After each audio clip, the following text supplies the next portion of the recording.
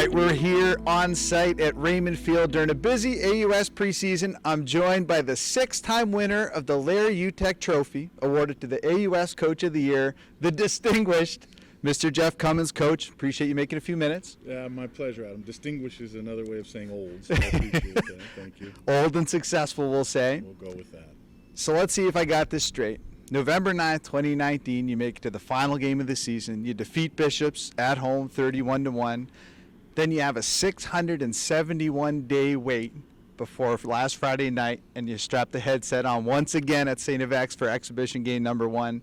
There had to be so many feelings for you, players, staff, in that. Talk a little bit about those emotions and just what it was like cranking it back up. Yeah, it was odd, to be very honest with you. It's the first time we put the headset on.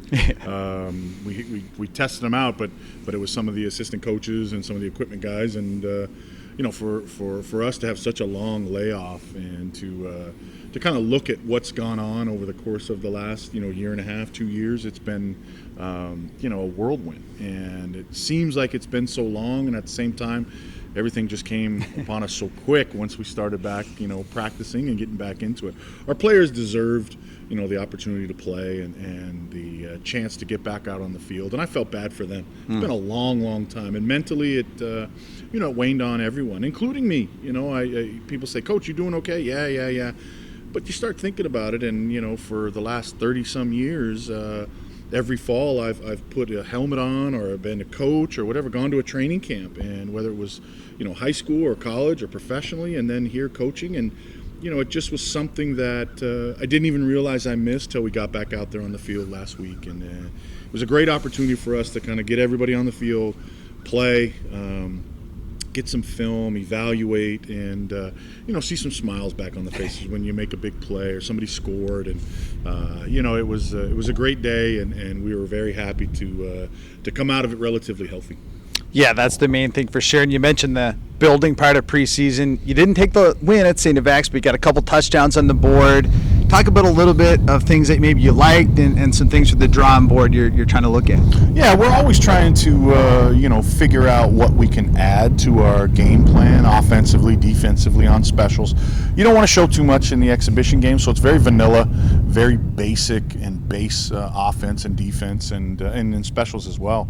We're trying to have something we can hang our hat on, to be quite honest with you, and that's what the exhibition game is for. That's what training camp is for, and really trying to build a foundation for what we're gonna lean on during the rest of the year. So that's kind of where we were at. What we can build on, I mean, we got some tough kids. Our offensive line was short benched, and we really had to play a lot of snaps with our offensive line, and thankfully the way we kind of manipulated the game, we didn't take as many offensive snaps as our opponent, which is kind of the way we wanted to work out.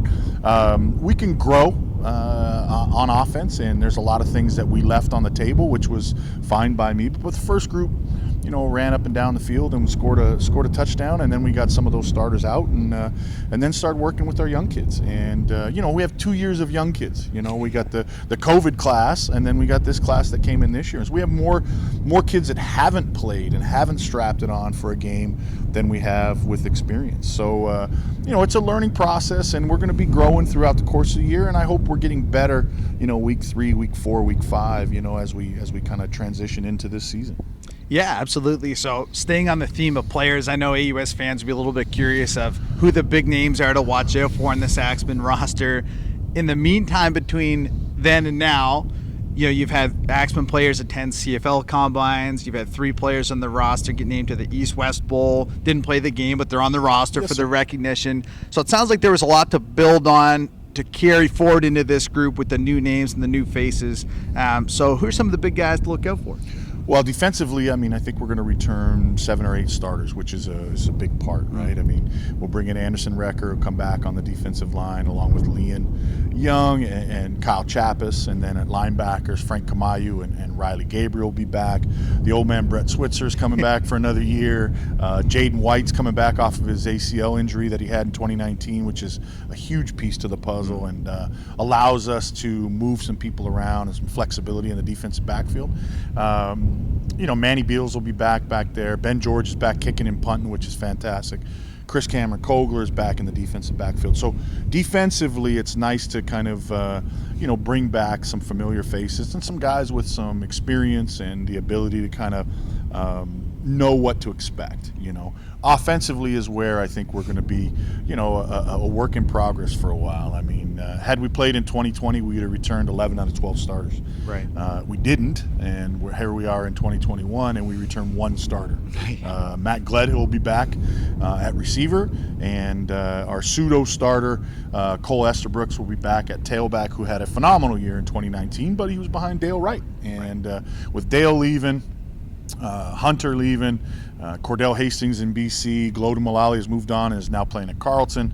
Our entire offensive line has moved on with guys in med school and off in jobs and grad schools at different places. I mean, they've been extremely successful on a personal level, and unfortunately it's left us, kind of licking our wounds and hoping that we can, build some of these young guys up and play. So offensively, I think Cole will be a huge piece to our offensive game plan.